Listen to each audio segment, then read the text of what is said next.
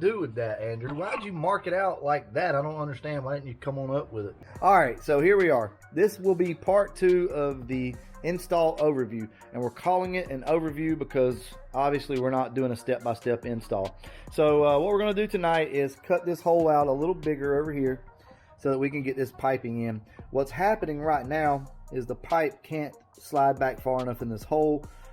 Therefore, whenever you plug it in over here, it causes it to be off down here. So we're gonna go ahead and get started. Andrew, what are you looking at? You're all up in my camera. This is my camera. All right, Andrew, you cutting this? No. Come on, I want you to cut it crooked so I can look at you. I don't want to cut it crooked. How you gonna put the blade? You asked me which way to put the blade in, and then you put it in wrong. That's the way you told me to put it in. Yes, it is. I said, do you want it in this way or this way? And you said that way.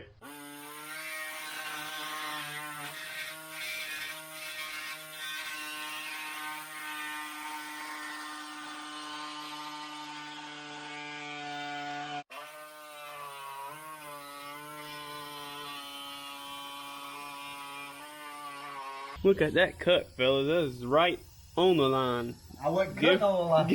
Give or take about a 1/4 inch. That's perfect. What are you talking about? See, that looks super perfect. I didn't know you. Perfect. Oh, you make it a square. That's what you was doing. I didn't realize that. We will trim it later. Shut up. Andrew, that's why everybody on YouTube hates you. Okay, I don't care. We're off center a little bit, but I think we can address that. So that's looking pretty good. Yeah, you just need to go back a little further, I think. Need to cut some more out of it. And if we have to, we can modify this. That way we can slide it forward. So I'm not going to bore you guys with this because obviously we're just going to do some more cutting. We also have some of the like door molding, the little trim that goes right here. A lot of people use vacuum line. I've used it in the past. You just split your vacuum line and you line your hole with it to make it all pretty and stuff. But I went ahead. It was cheap on Amazon. I think you can pick up a roll for like $9. And it's got sticky back stuff on the inside of it. So lay it around and it'll stay. Anyway, we're going to go ahead let Andrew do some cutting now. And and we'll get back to you guys to let you know if it worked or not.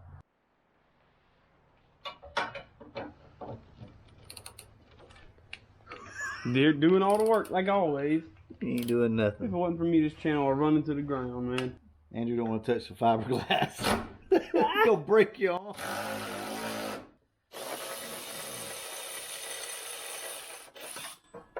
Okay. We cannot get this intercooler piping to work. So guys, we very well may lose the fog lights on the car. It's not a big deal to me. I think it'd be pretty cool to look up in here and see some intercooler piping. Yeah, so whatever. It is what it is. I'm not going to worry about that. We can go when we take the headlight out and put. Yeah, when we take the headlight out. That'd be awesome. That's it. That'll work. We can make it work. Okay. The angle though is yeah. I think all right. So we need to twist that. Okay. So as you can see, the angle of no, I just didn't. No, I just didn't lay my arm up on. Yeah, what you get? Shut up. Anyway, as you can see, the angle of the pipes are a little different. So Andrew's going to get up here and loosen that up, and we're going to try to angle this pipe and make it work. So guys, look, if you're having trouble with your fog lights, just take them out. Oh, man, I'm so tired from doing all this work on this car, man. I wish I had some help. Just answer your phone. We don't have a lot of battery left, so I tell you what, this is what we had to do. Remove the fog light down here, so we're just going to go ahead and pull these fog lights out. It's going to free up a lot of room, so that's what we're going to do. And like I said, I guess it wouldn't be too bad to look through here and see a little bit of intercooler piping. I don't know. I mean, for right now, that's all we can do. And everything still does not line up perfectly, but maybe once we put the clamps on it, it will. I don't honestly know what's going on with that. Let me show you guys a little bit better. The pipes don't completely line up. So it's in a little bit of a bind, and we have cut and cut and cut on this over here. And it's actually not touching. It's about 1 millimeter or so right there. So it is what it is. Anyway, that's the update for tonight. Tomorrow or either in the next couple days, I'm going to come out and try to get the downpipe on the car. From what I understand, we're going to have to jack the motor up and fish the downpipe down through there. Zach, do you know? Always wrap it before you tap it. we'll catch you tomorrow and or in the next couple days, and maybe we'll have some more updates. All right, it is Sunday night. We had no live stream tonight because myself and Andrew are trying to kind of finish the car up. So where are we right now with the car? Well, we did get the downpipe on, and let me tell you guys, that thing sucks. Basically, what we had to do was take both nuts off the bottom of the motor mounts, so driver side and passenger side, lift up on the engine, and then tilt the engine that way. So Andrew had to push on the engine to be able to get the downpipe in, and it is tight. So I don't know what's up with that. We've not even wrapped it yet, so this is just a test fit. So we finally got it on at least. It's open down at the bottom. We have not put the Y pipe or anything like that on. So what we're going to do right now is just a test fire. So we're going to spin the engine over, try to prime everything, get some oil in the turbo, and just start the car up. Make sure we don't have any leaks. And the thought process here is this. As you can see, we've not wrapped the pipe yet. So what we don't want to do is wrap this thing and Andrew push on the motor and cram this pipe in here just to realize later on after we've tightened everything down that we have exhaust leaks. So I figure it's best to go ahead and address it now. Nothing's wrapped, but it's only going to run for, a few seconds, and we'll see what we got. If I'm being honest, I fully expect this car to start up and run, like it normally would, because right now we've not changed the injectors out or the fuel pump. And the main reason for doing that is so that we can start the car up to make sure we don't have any issues. This car should run basically like normal because everything's the same. Now, in case you don't know, there's no point in changing the injectors and fuel pump out if you're not going to be driving the car under boost. These injectors will be fine even with the turbo on it because we're not in boost. All right, well, I guess I'll let Andrew hold the camera and we'll see what we got here. Cross your fingers that we don't have too many exhaust leaks. I'm just trying to think about something we forgot, because I know there's something, I just can't think of it. Yeah. There's no belt on the car or anything like that, which is fine. Like I said, guys, we're starting it up for a second. I can tell you one thing we did forget. What? Take the jack off the bottom of the car. Oh, yeah.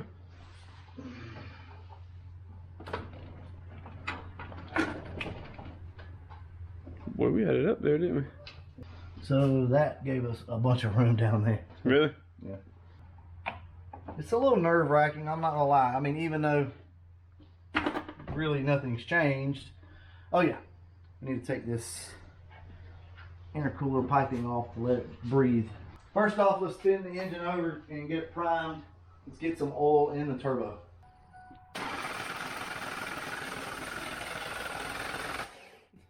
Coil's arcing all over the place. Oh yeah.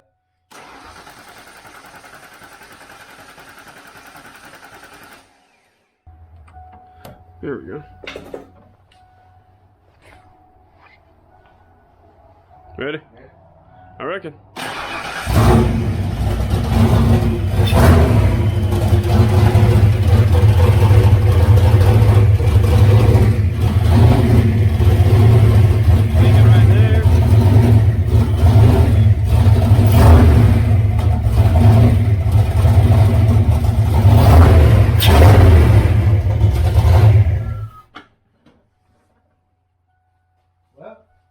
Didn't sound like no really big leaks or nothing. We are leaking on that coupler right there a little bit.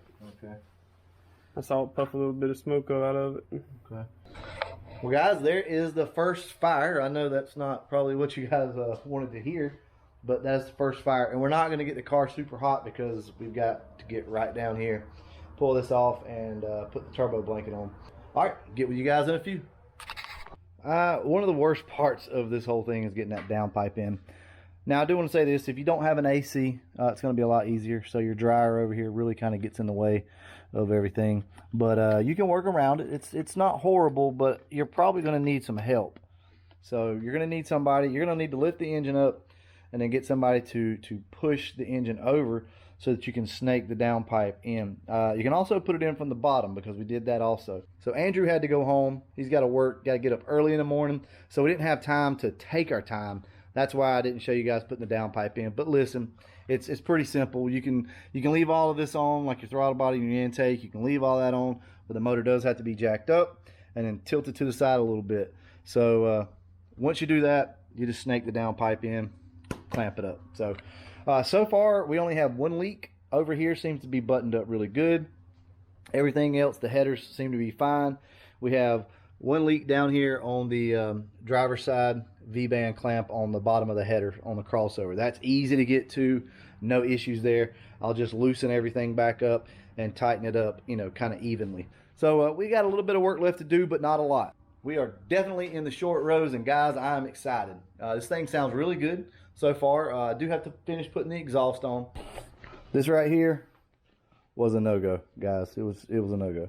That did not want to wrap around the starter. Basically, if you want to do that, the starter needs to come off and be wrapped like by itself, and then you put the starter on. There's really no good way to wrap that starter that I could find with it on the car. So that's my bad. No big deal. So here we are under the car. This is where the downpipe comes down. It looks pretty good, honestly. I'm pleased with that. That looks really good. This is what you're working with up here. As you can see, it's really tight. It's really tight, and it goes by the starter. You know, it's a good enough ways away, guys. I think we're going to be okay with the starter, but it is a mini high torque starter, so we'll see. Usually those are decent about not getting heat soaked like those old ones. But up through here, you got a little bit of room. It's not horrible. One thing I will say that I noticed is oil pressure seems to be really low. I'm not sure. Maybe it's because the oil feed comes out obviously below the sensor, and it goes up through there, so maybe the sensor's not getting the oil pressure reading that it needs to. I'm not sure. I don't know what the deal is with that. I went ahead and bolted the Y pipe up. Man, super easy. I didn't video it. I know, guys, I probably should, but Y pipe's super easy to bolt up, like easier than an H pipe. It's just kind of loosely clamped together, and I need to swap the head of that bolt around right there so it's not hanging down. But man, everything bolted up so nice. Still got to hook up the O2 sensor or the wideband. Nothing's like super tight or anything, so I'm sure we're gonna have some exhaust leaks, but that's fine. I just want to start the car up, let it run for a minute.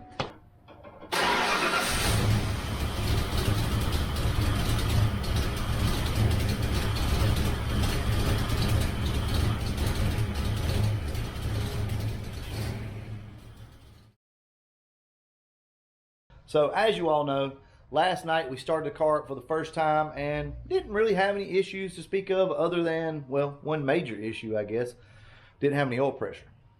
Now that was worrisome to me because this car is a little older. It's got a lot of miles on it, but it does have a high volume oil pump in it. Well, the car had decent oil pressure before we did all the turbo stuff. So last night, before we started the car up, I spun the car over with the coil wire disconnected and got a little oil pressure. I could see the oil pressure gauge kind of bouncing, so I was like, all right, cool. We've got oil circulating through the turbo before we start it.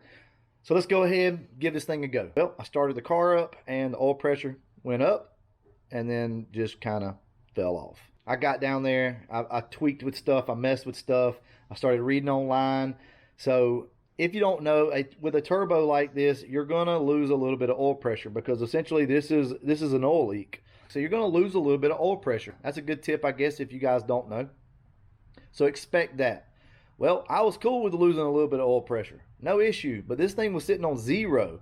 Anyway, long story short, I finally messed around with it long enough and came up with a little contraption here.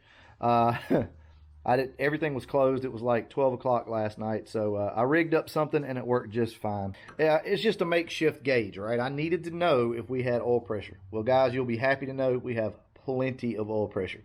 We're sitting at about 50 pounds cold, so that's really good at idle. Now, once the car warms up, it's about 30 pounds. Before we start the car up and walk around it, let's go over a few things that still need to be done. We still have 24-pound injectors in the car. That does not matter. So guys, don't stress out over the fact that I'm starting the car up with a turbo and I still have 24-pound injectors and basically a stock pump. That's no issue. We're not getting into any boost, so it's not going to be a problem. The reason, and I recommend you guys do this, especially if this is your first turbo install, wait before you do your injectors and your fuel pump. And the reason why I say that is you're taking one thing out of the equation that could be wrong, right? So if you start having trouble with the car and it doesn't want to run right, or just you've messed something up, at least you know it's not up here. You've not left an injector unplugged. The computer can't compensate for the injectors. Start your car up with the injector setup that you had, right? We still have to do the wideband. The wideband is under the car and it's not long enough. I've got plenty of extra lead, but it's all down under my shifter here. So I've got to take all that off and bring the cable out so that I can put my wideband in right here. Oh, one more disclaimer. You will see some black smoke coming out of the car because it's running really rich because the wideband's not hooked up. So this thing's just dumping fuel, okay? So understand that ahead of time. But other than that, car runs good.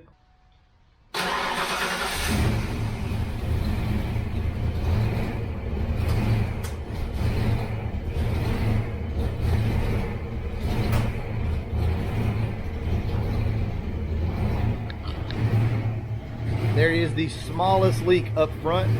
I will address that later. It's really easy.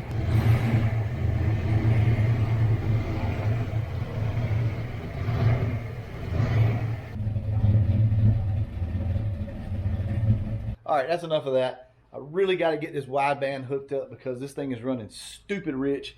And we don't want to foul these plugs out because we don't want to have to change these things because that means the downpipe's got to come off. So we're going to chill out on that. I'll get the sensor hooked up here later on today. So what I'm going to do is go ahead, post this video up as part 2 of the install. There's not a lot of information in this video from what I remember, but that's fine. We're going to just kind of talk our way through it like we did.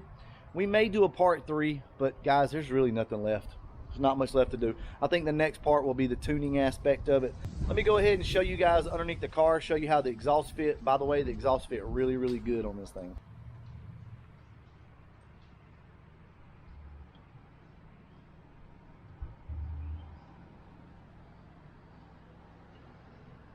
It just bolts right into your old catback right there. So essentially you get a new X-pipe, H-pipe, Y-pipe, whatever you want to call it, mid-pipe out of the deal. So I think that's really cool. And there is, and that's your cutout. All right, guys, I'm going to go ahead and wrap this video up. Stay tuned for part 3. And as always, thanks for watching.